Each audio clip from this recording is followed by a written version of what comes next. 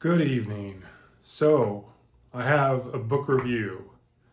The book is Hitman by Lawrence Block. This is the first book in the John Keller series. Everyone calls him Keller, so it's the Keller series, in my opinion. This is a great book. It was written in 1998. It spans a really good period.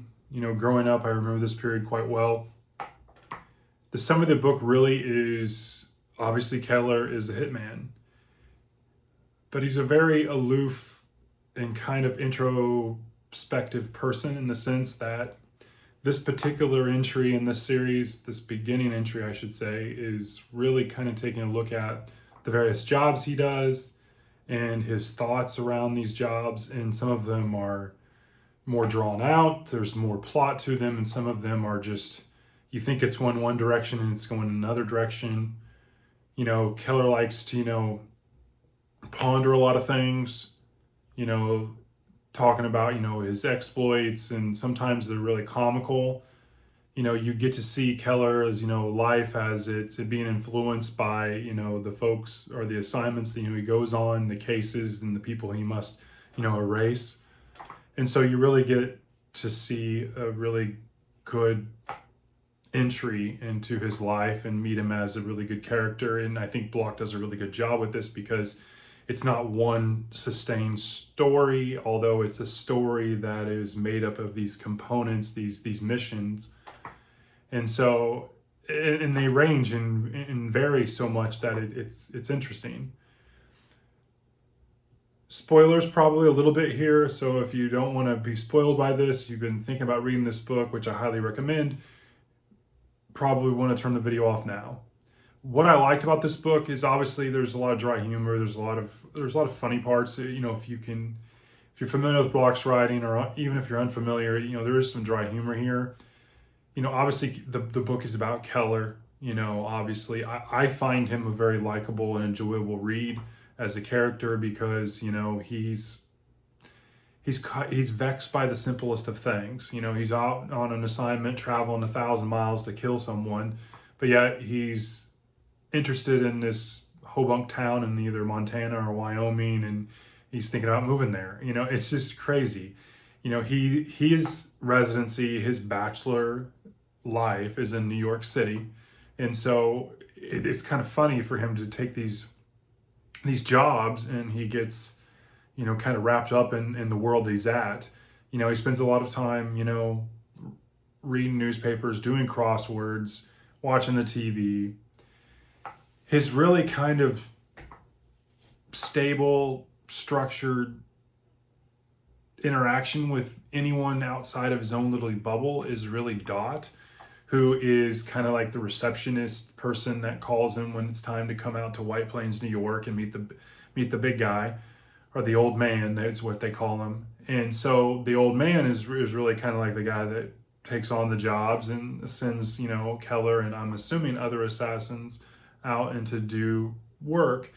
And so you don't really learn much about the old man. Later in the book, you learn some interesting things. The old man dies, and Dot doesn't really know what she's going to do, but she's inherited the house, and she's inherited, she's done well for herself, and so has Keller. At the same time, you get to learn, that Keller has started collecting stamps. I think they call them philotomy, or and so he's spending a lot of his retirement because he's getting really involved in this hobby. And that's where you kind of see from the start, he's this bachelor, and then he gets wrapped up with this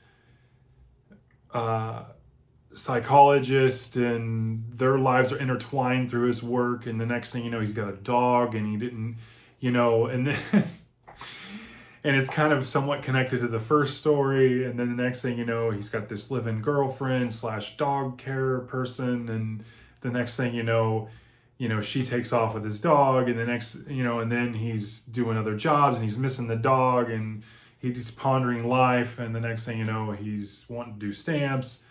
The old guy dies, he's out in White Plains, and the next thing you know, on various jobs. He comes back and meets with Dot, and they're like, well, maybe we should continue this relationship type thing, this kind of working relationship. And so it ends, with the promise of obviously other books in the series. I've already read these books and I really enjoyed them. So obviously this is a reread for me. So I know the arc continues to go on and I really enjoy it. So dislikes. I really don't have a lot that I dislike about this book. It's a really solid read. Pacing's good. The stories are interesting. Maybe one or two were okay. They weren't as good. I really liked the first story. I liked some of the ending stories, especially around the Farrer guy, who kind of sets him up and makes him wear this carnation and suit, and then the next thing you know, he's acting like he's in the government and he knows who Keller is and blah blah blah, and Keller's always trying to protect his identity, and that was an interesting little twist, and I believe that continues to be an issue down the road. But nevertheless, I don't really have much I dislike. So it's just a solid read, and it's an all-around good book. You can't go wrong. It's 250 pages in hardback. It's not a long investment. It's a really quick read as well. So that's really it. I give this book a 4.2 out of 5. It's the first book again in the John Keller series by Lawrence Block, Hitman. I definitely plan to reread the entire series here, and I really enjoyed it. So that's a review. Hope you're having a great evening. Talk to you later.